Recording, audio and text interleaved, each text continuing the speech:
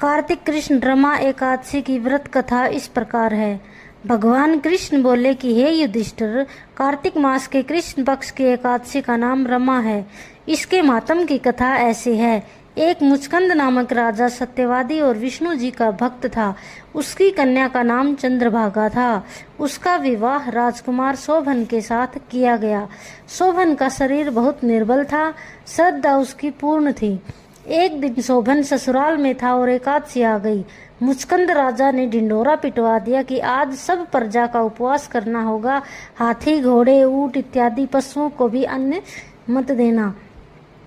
राजकुमार शोभन मुनादी सुनाकर पत्नी के पास गया और कहने लगा कि मैंने उपवास किया तो अवश्य ही मैं मर जाऊंगा।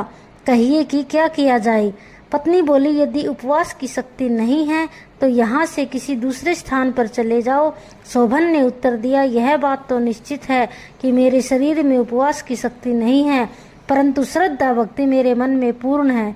वह शिक्षा दे रही है, चाहे शरीर छूट जाए परंतु व्रत को न तोड़ूंगा। अतः उसने रमा एकादशी का व्रत किया। भूखा प्यासा दिन को व्यतीत किया। कष्ट पाकर रात्रि को भी जागरण करके निकाल दिया। प्रातः होने से प्रथम ही प्राण त्याग दिए। व्रत के प्रभाव से उसे इंद्राचल पर्वत पर रतन जडित उत्तम नगर प्राप्त हुआ। यहाँ इंद्र के समान आनंद लेने लगा।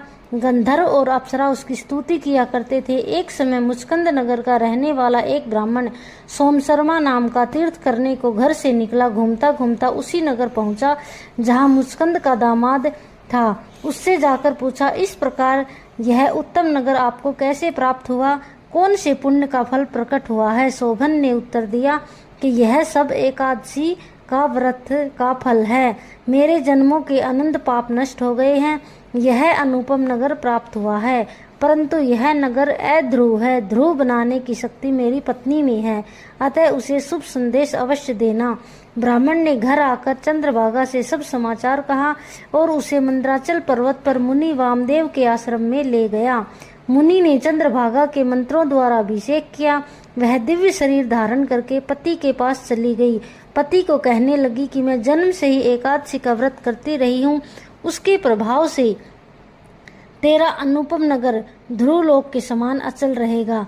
इस मातम की कथा सुनने से विष्णु लोक मिलता है। फलाहार, इस दिन हमें केले का सागार लेना चाहिए। फल में केले ही ग्रहण कर सकते हैं। तो दोस्तों, इस प्रकार रमा एकादशी व्रत कथा समाप्त हुई। राधे राधे दोस्तों, आप सभी को बहुत बहुत धन्यवाद।